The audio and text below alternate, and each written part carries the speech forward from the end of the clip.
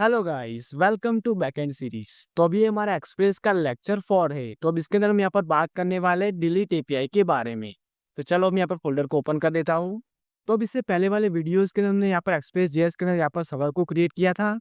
उसके बाद हमने यहाँ पर गेट, पोस्ट और पुट मेथड की एपीआई की बात की। तो अभी अगर आपने उन सभी वीडियोस को नहीं देखा है तो आप उसे हमारे जो बैकएंड की प्लेलिस्ट है ना उसके अंदर से देख सकते हैं। इनफैक्ट मैंने यहाँ पर एक्सप्रेस की एक अलग से प्लेलिस्ट बनाई है, तो आप वहां से भी उसे एक्सेस कर सकते हैं। तो मैं आपको उन दोनों प्लेलिस्ट के लिंक डिस्क्रिप्शन में प्रोवाइड करा दूंगा, तो आप वहां से उसे एक्सेस कर सकते हैं। ओके, तो चलो अब हम यहाँ पर पढ़ना स्टार्ट करते हैं। तो हम यहाँ पर डिलीट मेथड की एपीआई को क्रिएट करना है, तो हम यहाँ पर डिलीट मेथड को यूज करेंगे।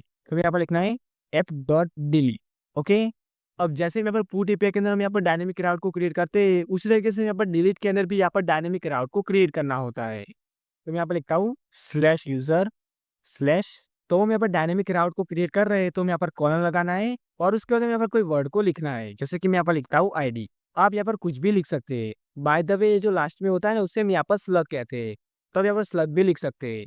ओके, उसके बाद दूसरे पैरामीटर के अंदर हम यहाँ पर कॉल बैक फंक्शन को बात करते हैं। तो यहाँ पर मैं एक एरो फंक्शन बना देता हूँ। अब इस कॉल बैक के अंदर यहाँ पर दो पैरामीटर होते हैं, पहला होता है हमारा रिक्वेस्ट और दूसरा होता है रिस्पॉन्स। तो हमने यहाँ पर डायनेमिक राउट को क्रिएट किया है, तो ये जो हमारी डायनेमिक वैल्यू है ना उसे यहाँ पर पैरामीटर्स के थ्रू हम यहाँ पर एक्सेस करेंगे।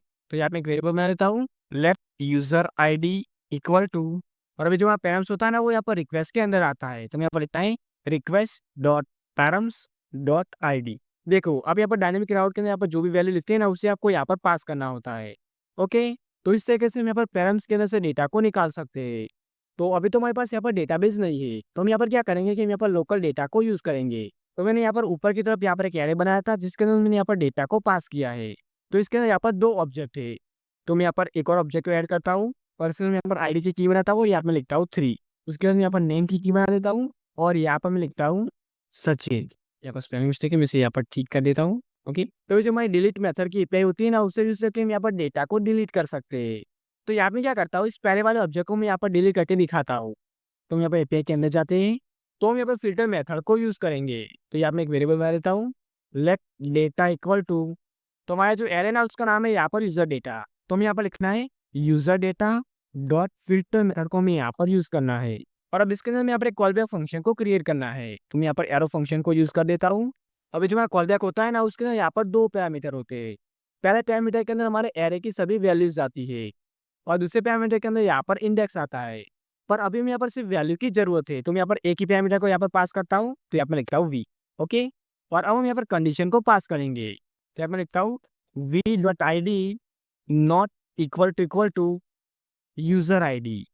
तो अब यहाँ पर क्या होगा कि जो हमारा एरे है ना उसकी वैल्यू यहाँ पर 1 बाय 1 इस फंक्शन के अंदर आएगी। और हम यहाँ पर कंडीशन को अप्लाई कर रहे हैं कि जिसकी आईडी यहाँ पर इस यूजर आईडी के बराबर हो उस डेटा को हम यहाँ पर रिमूव करना चाहते हैं। तो इस आईडी वाला यहाँ पर डेटा डिलीट हो जाएगा। और अब इसके अलावा की जो वैल्यू होगी वो यहाँ पर इस डेटा नाम के वेरिएबल के अंदर स्टोर हो जाएगी। तो चलो अब यहाँ पर रिस्पॉन्स को पास करता हूँ, यहाँ पर लिखता हूँ रिस्पॉन्स डॉट जेसन, और अब इसके अंदर मैं यहाँ पर एक ऑब्जेक्ट बना देता हूँ। तो यहाँ पर लिखता हूँ सक्सेस ट्रू, उसके अंदर यहाँ पर मैसेज को पास करता हूँ और यहाँ पर मैं लिखता हूँ यूजर डिलीटेड। और इसके साथ हम यहाँ पर क्या करते हैं कि यहाँ पर डेटा को भी हम यहाँ पर पास कर देते हैं, कि अपने कॉमा लगा देता हूँ और यहाँ पर डेटा को भी मैं यहाँ पर पास कर देता हूँ। तो चलो अब हम यहाँ पर सीपीआई को चेक करते हैं। और अभी तो हमारे पास यहाँ पर फ्रंट एंड नहीं है, तो यहाँ पर क्या करने वाले हैं कि यहाँ पर थंडर क्लाइंट को यूज़ करने वाले हैं, या आप यहाँ पर पोस्टमैन को भी यूज़ कर सकते हैं। और यहाँ पर थंडर क्लाइंट और पोस्टमैन क्या होता है, तो ये हमारे प्लेटफॉर्म होते हैं जो हम यहाँ पर एपीआई को वेरीफाई करने में हेल्प करते हैं। तो मैंने यहाँ पर थंडर क्लाइंट का एक्सटेंशन यहाँ पर डाउनलोड करके रखा है, तो आपको भी इसे यहाँ पर डाउनलोड कर देना है।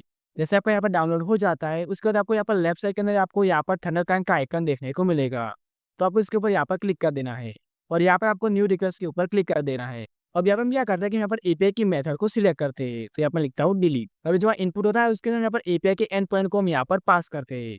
तो पहले इसे मैं यहाँ से निकाल लेता हूँ। तो अब यहाँ पर हमने जो सर्वर क्रिएट किया है ना उसे हमने यहाँ पर 3000 पोर्ट के अंदर यहाँ पर क्रिएट किया है। और हमने यहाँ पर एपीआई के राउट के अंदर यहाँ पर लिखा है /user/ और उसके अंदर यहाँ पर डायनेमिक वैल्यू को पास किया है।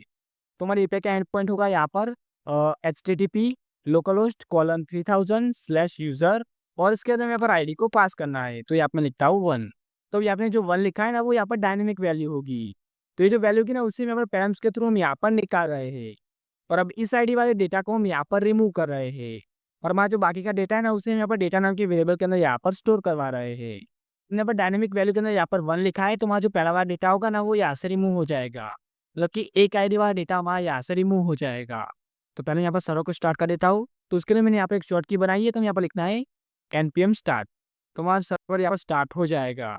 तो अब इस एपीआई को मैं यहाँ पर रन करता हूँ, तो यहाँ पर सेंड वाले बटन के ऊपर क्लिक कर देना है। तो देखो, हम तो यहाँ पर आईडी 1 वाला जो डेटा है ना, उससे हम यहाँ से निकालना चाहते थे। मतलब कि ये जो अमित वाली वैल्यू ना, उससे हम यहाँ से निकालना चाहते थे। पर ये तो यहाँ से रिमूव नहीं हुई है। तो अब ऐसा क्यों हो रहा है, तो चलो मैं आपको इसे समझाता हूँ। तो यहाँ पर server.js के अंदर जाता हूँ। तो हम यहाँ पर जो पैरामीटर्स के अंदर से आईडी को निकाल रहे हैं ना, वो यहाँ पर स्ट्रिंग फॉर्मेट में यहाँ पर आ रही है। जो हमारा डेटा है ना, उसके यहाँ पर जो आईडी है ना, वो यहाँ पर नंबर के फॉर्मेट में है। इसलिए हमें यहाँ पर एरर देखने को मिल रही है, क्योंकि हम यहाँ पर स्ट्रिक्टली यहाँ पर चेक कर रहे हैं।